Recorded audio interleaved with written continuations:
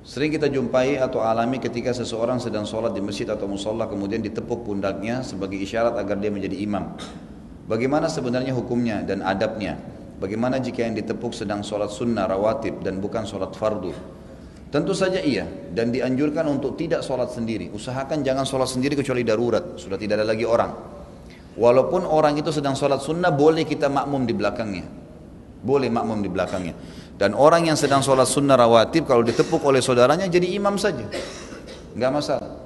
Dia kerjakan sholat sunnahnya, yang di belakangnya ya itu mengerjakan sholat wajibnya.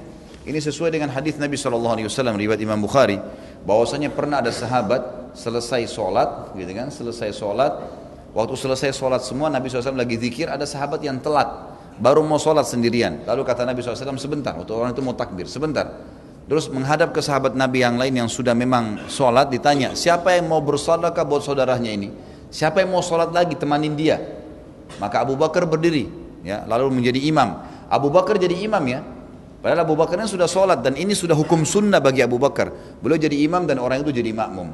Maka keluarlah sebuah hukum, bolehnya seorang muslim sholat di belakang imam. Termasuk boleh sholat walaupun beda niat. Misal, kita musafir nih, sama teman-teman semua satu bus misalnya. Kebetulan waktu teman-teman yang setengah bus ini sudah sudah punya wudu ya. Begitu masuk masjid mereka sholat duluan. Setengah lagi antri wudu kemudian masuk masjid.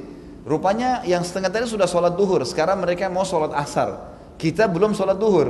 Boleh kita ikut jadi makmum. Mereka niatnya asar, kita niatnya duhur. Gak masalah ini. Jadi boleh beda niat sama imam. Boleh juga orang yang sunnah menjadi imam, gitu kan?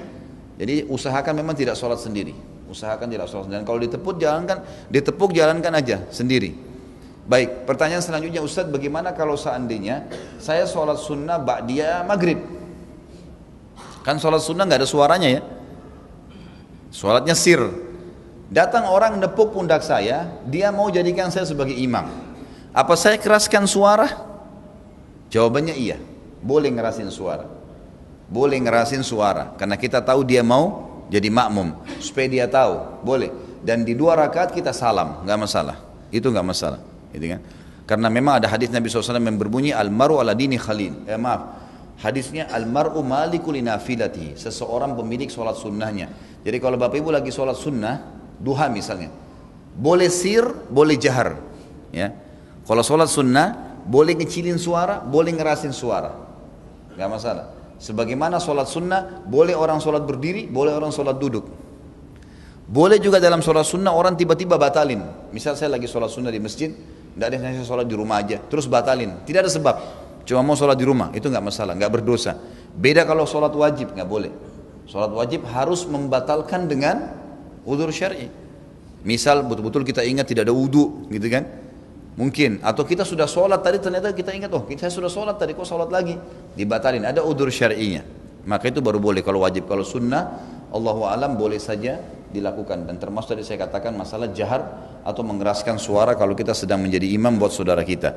Sebagaimana kasus Abu Bakar menjadi imam tadi untuk sahabat tersebut tadi yang telat. Allahu a'lam.